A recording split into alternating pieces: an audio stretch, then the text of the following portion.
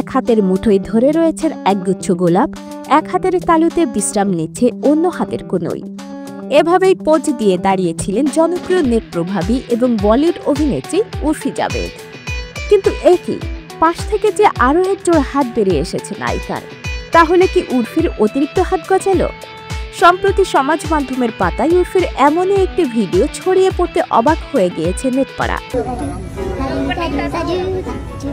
Viral ভয়ানী নামের account থেকে ইনস্টাগ্রামের পাতায় একটি ভিডিও পোস্ট করা হয়েছে।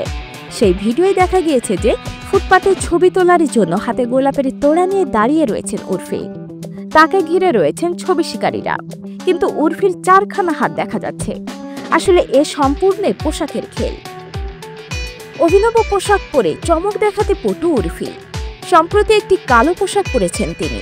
তা দেখতে অনেকটা ম্যানিকুইন পুতুলের মতো, এক হাতের উপর অন্য হাতের কনুই ধরা।